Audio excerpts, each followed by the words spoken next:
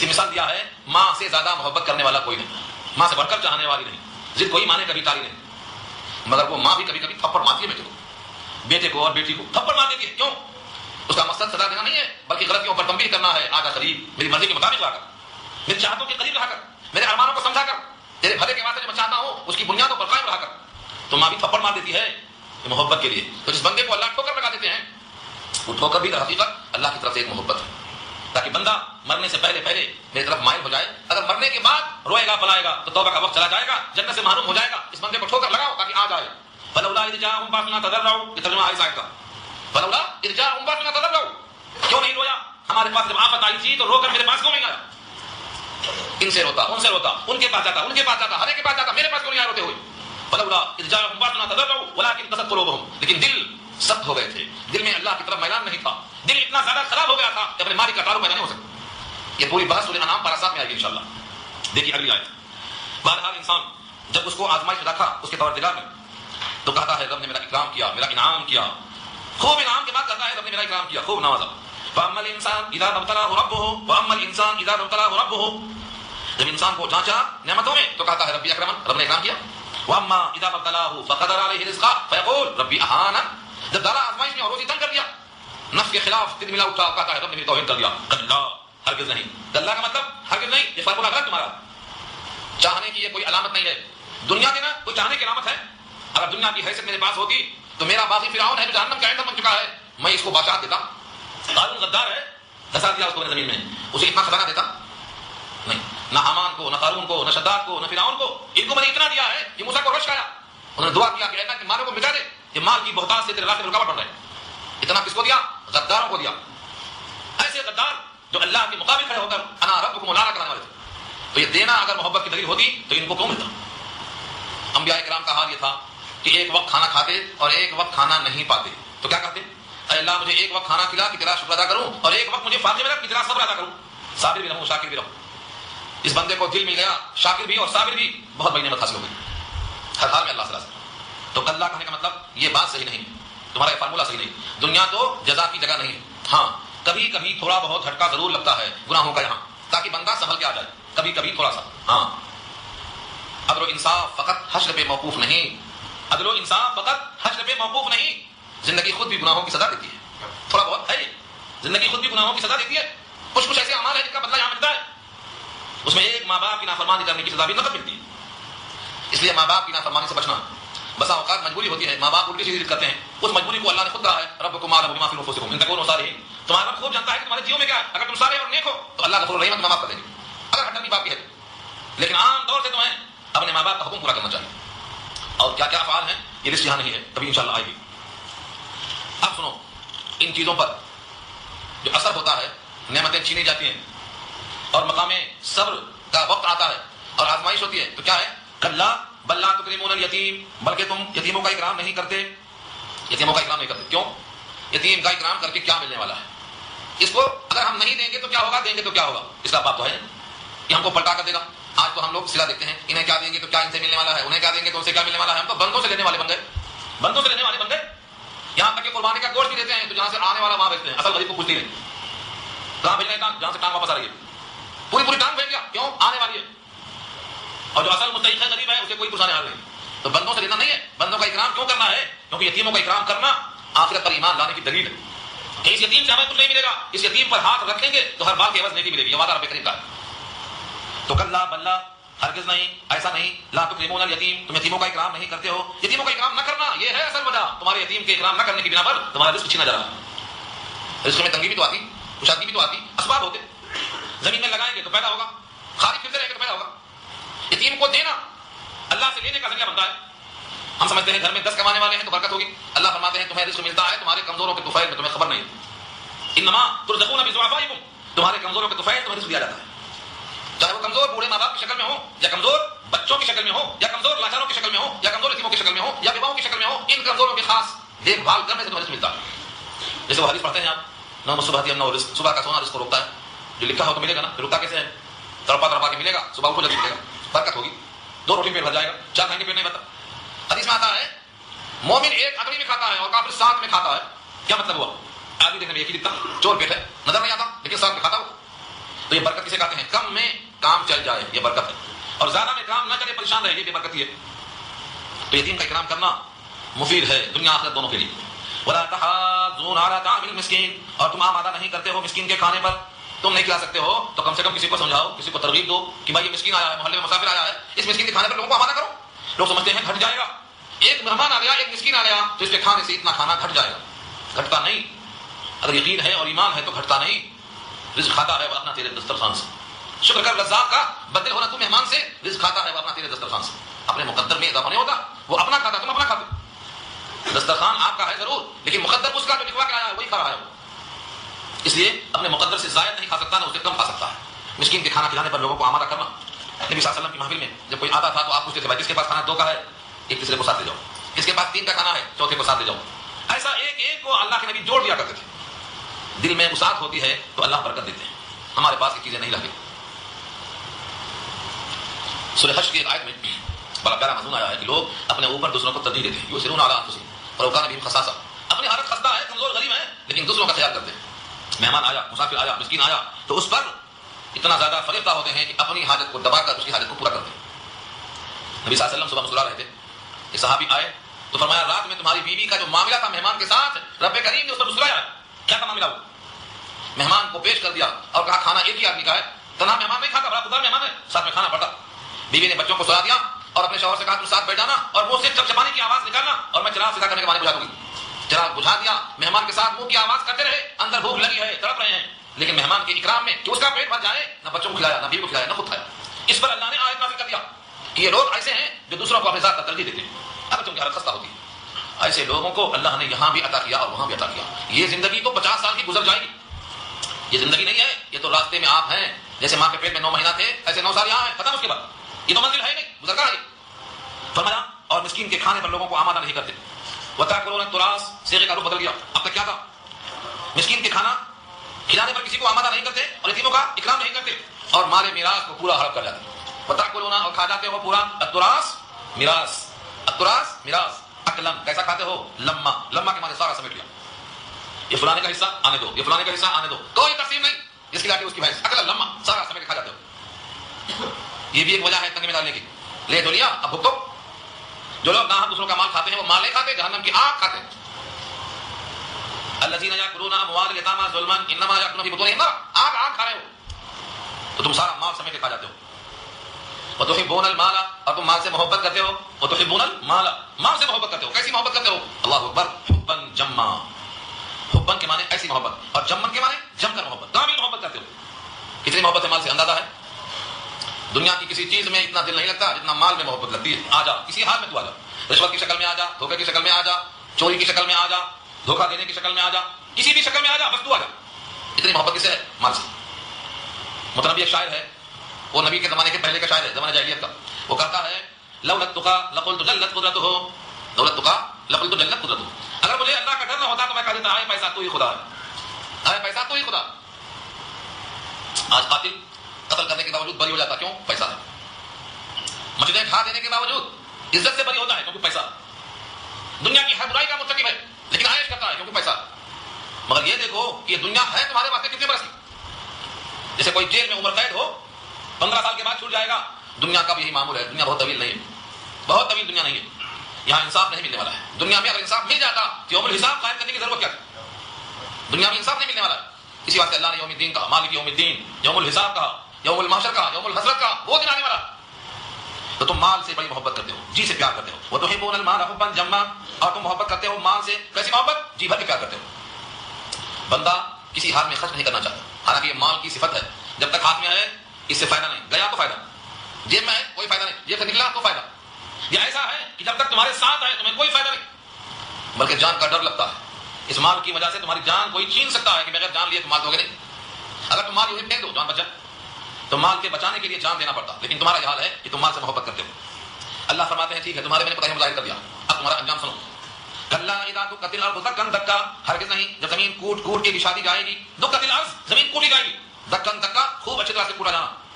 یہ زمین کو اللہ اٹھا کے ایسا کوٹیں گے کہ نہ کوئی گھر ہوگا، نہ کوئی در ہوگا، نہ کوئی پہاڑ ہوگا، نہ کوئی غار ہوگا، ساری زمین کو ایسا سمیٹ لیں گے جیسے بکرے کی کھال کو آپ کھینچ لیتے ہیں نا، ایسے ایسے اس زمین کو اللہ ایسا کھینچیں گے کہ زمین پر جو کچھ موجود ہے یہ کچھ بھی نہیں رہے گا، پوری زمین بدل جائے گی. سورہ ابراہیم میں اللہ نے کہا یوم تبدل الارض غیر الارض، یہ زمین نہیں رہے گی، سب بدل جائے گی. ایک گھر نہیں ہوگا، ایک پہاڑ نہیں ہوگا، چھپنے کی جگہ نہیں ہوگی، ایک درخت نہیں، ایک نہر نہیں، کچھ نہیں. زمین پوری مسطح ہوگی اور یہ زمین نہیں ہوگی، نئی زمین ہوگی. والسماوات مطویات بیمینہ، آسمان میں لگا ہوا، آسمان کو لپیٹ دیں گے، سارے آسمانوں کو لپیٹ کر ایک ہاتھ میں. زمین کا یہ حال ہوگا، زمین کوٹی جائے گی، کوٹ کے پس کر دی جائے گی. وجاء ربک والملک صفا صفا، اور آئے گا تیرا پروردگار اور فرشتے سب در سب لگائے ہوئے، یعنی میدان محشر میں حساب و کتاب کے لیے اللہ کا ظہور ہوگا اور فرشتے سب در سب لگائے ہوئے حاضر کھڑے ہوں گے. وجیء یومئذ بجہنم، اور لائی جائے گی میدان محشر میں اس دن جہنم. جہنم صرف گڑھے کا نام نہیں ہے، جہنم کو اللہ نے زبان دیا ہے بولنے کے لیے، آنکھ دیا ہے دیکھنے کے لیے، پیر دیا ہے چلنے کے لیے، گردن دیا ہے اٹھانے کے لیے، سر دیا ہے سمجھنے کے لیے. میدان محشر میں ایک ایک کو پکارے گی، اے فلاں ابن فلاں آ جاؤ، تیرا انجام میرے ساتھ وابستہ ہے. وجیء یومئذ بجہنم، اس دن جہنم لائی جائے گی. جہنم بڑی بہترین آواز پکارے گی، اس کی آواز بہت صاف ہوگی، اور جس کو جہنم پکارے گی کہ آجا تیرا مکان میرے ساتھ وابستہ ہے، وہ ہمیشہ کے لیے ناکام ہو گیا، اب کبھی کامیاب نہیں ہوگا، اب کوئی منزل نہیں آئی. یہ جہنم پہچانتی ہے کون اس کا حقدار ہے. وجیء یومئذ بجہنم، کھینچ کر لائی جائے گی، جیسے گھوڑا اور اونٹ لگام پکڑ کے لایا جاتا ہے ایسا لائی جائے گی. یومئذ یتذکر الانسان، اس دن انسان کو ہوش آئے گا. یتذکر الانسان، اس دن انسان کو غور و فکر کرنے کا وقت آئے گا، سوچے گا، سمجھے گا، سمجھ میں آ جائے گا کہ ہم اب تک دھوکے میں تھے، لیکن اب سمجھ آنے سے کیا فائدہ. وَأَنَّىٰ لَهُ الذِّكْرَىٰ، اور اب کیا فائدہ، اب کون سا موقع ہے سمجھ میں آنے کا. اب کوئی موقع نہیں، سمجھ میں آنے سے اب کوئی موقع حل عطا نہیں ہوگا، کوئی فائدہ نہیں ہوگا. کیا کہے گا پھر، یقول، کہے گا یا لیتنی، اے کاش، یا لیتنی، اے کاش کہ میں قدمت، آگے بھیجا ہوتا، لحیاتی، میری اس زندگی کے لیے. حیات کے معنی زندگی، حیاتی میری زندگی، اور لحیاتی میری زندگی کے لیے کاش میں نے آگے بھیجا ہوتا. میں نے واقعہ سنایا تھا نا آپ کو حاجی بہلول کا، یاد ہے، بھول جاتے، بھولنا نہیں، تازہ رکھنا. ہر انسان کو کل کی فکر آج کرنا ہے. صبح ناشتہ کیا کریں کیا بولو صحیح سے، کل کیا ناشتہ کرنا ہے، سوچ کیا ہے، سبزی رکھیں گے لا کے، دال رکھیں گے لا کے، آلو رکھیں گے، گوشت رکھیں گے، بچ کریے ناشتے میں، ماشاءاللہ آج پورے کا پورے ہیں، ہاں کچھ نہ کچھ لگے آئیں گے. لیکن خدا نہ خواستہ اگر وہ پرواز کر گئی تو قبر میں کل ناشتہ کیسا ہوگا، کبھی سوچا. یہ ہے اصل، اے کاش کہ میں نے اس دنیا میں رہ کر وہاں کی حیات کے لیے بھیجا ہوگا. یہ اللہ نے قارون کو کہلوایا تھا موسیٰ کی زبان سے. سورہ قصص 12-20 فرمایا وَلَا تَنْسَ نَصِيبَكَ مِنَ الدُّنْيَا وَأَحْسِنْ كَمَا أَحْسَنَ اللَّهُ إِلَيْكَ. تو اس پر اللہ نے احسان کیا ہے، تو بھی لوگوں پر احسان کر، اور دنیا میں سے آخرت خریدنے کا جو حصہ ہے اس کو فراموش مت کر. مگر اس نے دنیا میں رہ کر دنیا ہی کو ڈیولپ کیا، اس کے بعد دھس رہا ہے آج، دھس رہا. تو دنیا میں رہ کر کل کے لیے کچھ کرنا ہے. اگر ہم صبح بستر پہ نہ رہے اور قبر میں اتار دیے گئے تو کل ناشتہ کس چیز کا ہوگا. بس یہ سوچنا. یا لیتنی قدمت لحیاتی، کاش کہ انسان سوچے گا اور کہے گا کاش کہ میں نے کچھ بھیجا ہوتا اپنی اس حیات کے لیے. ہارون رشید کا واقعہ. ہارون رشید بادشاہ جب کہیں جاتا تو بابرچی ساتھ جاتا، چھتریاں چھاؤں کے لیے ساتھ آتی، بڑی بڑی گھوڑے ساتھ آتے سواری کے لیے، نوکر چاکر ہتھیار والے سب ساتھ آتے. جب بیمار پڑے، مرض الوفا کا وقت آیا تو ایک صاحب نے آ کر پوچھا، اے بادشاہ تم دنیا کی سفر پر جایا کرتے تھے تو اتنا انتظام کرتے تھے، اب تمہارا سفر جو فائنل ہے اس میں کھانے کا پینے کا کتنا انتظام کیا. تو اس نے کہا ایسا تو میں کچھ نہیں کر سکا. اس بادشاہ نے ایک لکڑی دیا تھا بہت پہلے کہ جو بیوقوف دکھائی دے اس کو لکڑی تحفہ دے دینا. اس نے کہا اس کا حقدار مجھے تم نظر آتے ہو. ایک دن کے سفر پہ باورچی کا انتظام، ایک ہفتے کے سفر پہ گھوڑے کا سواری کا انتظام، اور یہ سفر ایسا ہے جہاں سے آنے کا کوئی چانس نہیں ہے. آخری سفر کی پہلی منزل قریب آ چکی ہے اور آپ کہتے ہیں میں نے کوئی انتظام نہیں کیا، تکیہ نہیں، بستر نہیں، گدا نہیں. آپ سے بڑا بیوقوف مجھے کوئی نظر نہیں آتا، یہ لکڑی کے حقدار آپ ہی ہیں. ہر انسان یہی سوچے. سورہ حشر میں اللہ نے کہا ہے یا ایھا الذین آمنوا اتقوا اللہ ولتنظر نفس ما قدمت لغد. کل کے لیے کیا کیا، ہر آدمی چاہیے کہ غور و فکر کر لے. اگر کل میں بستر پر نہیں رہا اور زمین پہ اتار دیا گیا تو میرا ناشتہ کون لائے گا؟ اللہ کے فرشتے کیوں لائیں گے؟ اگر ہم اللہ کے ہو کر جائیں گے تو اللہ ضرور بجائیں گے. اللہ جو ماں کے پیٹ میں ناک کے ذریعے سے غذا دینے پر قادر ہیں وہ مٹی میں بھی غذا دینے پر قادر ہیں، لیکن ہم ان کے ہو کے رہیں تب تو.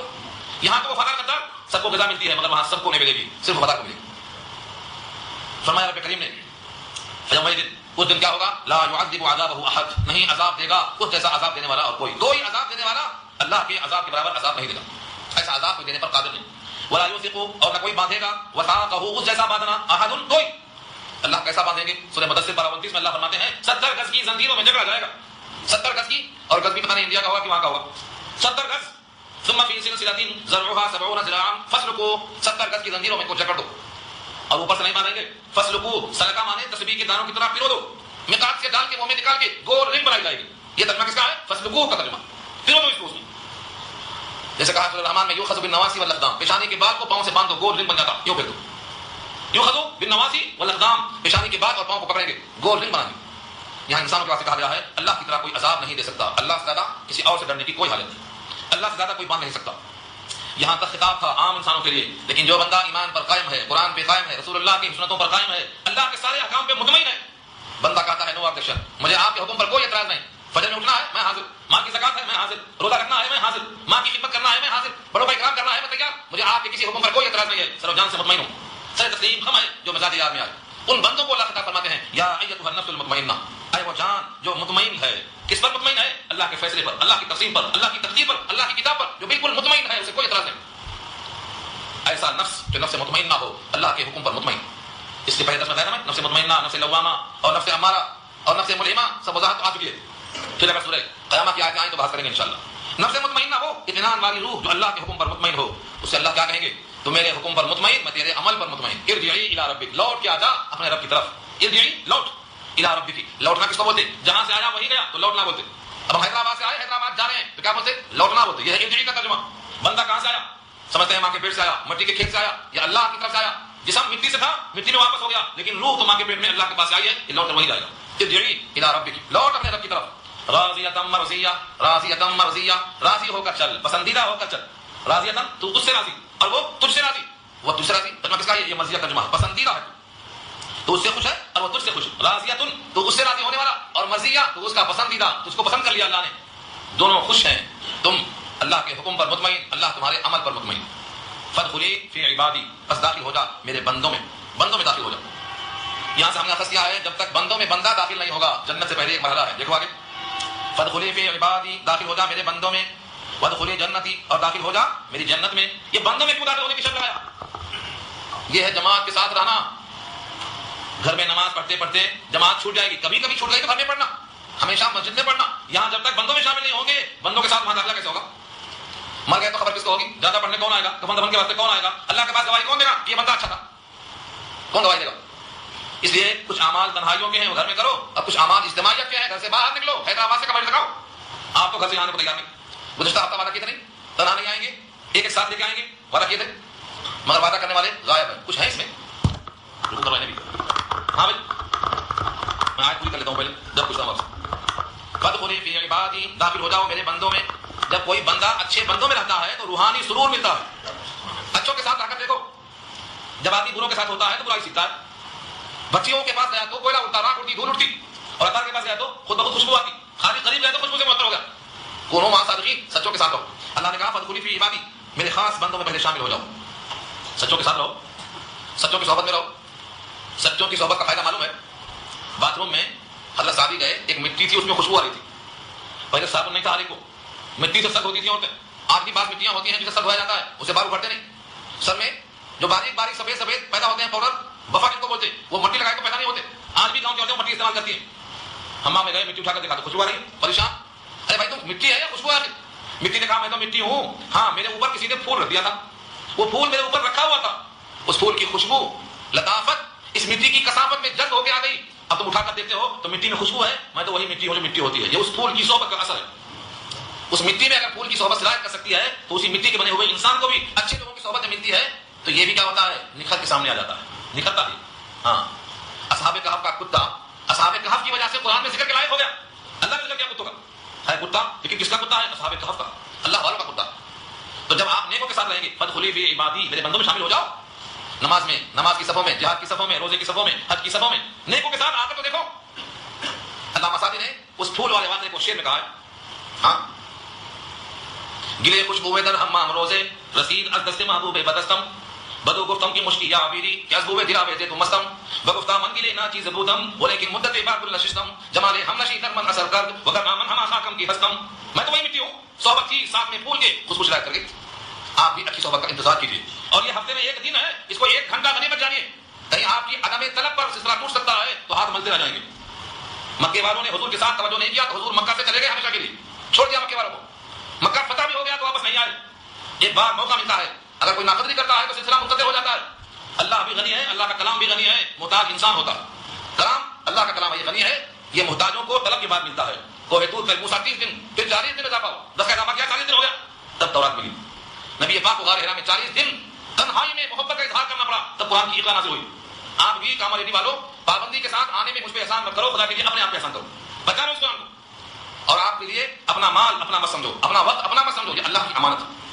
اس کے لیے آپ جتنی محنت کریں گے اتنا آپ کو فائدہ ہوگا. اچھے ماحول کو بنانے میں ٹائم لگتا ہے, خراب کرنے میں ٹائم نہیں لگتا. چھوڑ دو, بچہ خود ہی خراب ہو جاتا. اور بنانا ہے تو اس کے لیے نگران کا چاہیے, مربی چاہیے, معلم چاہیے, صحبت چاہیے. تو بگڑنے میں دیر نہیں لگتی, ہاں بنانے میں دیر لگتی ہے.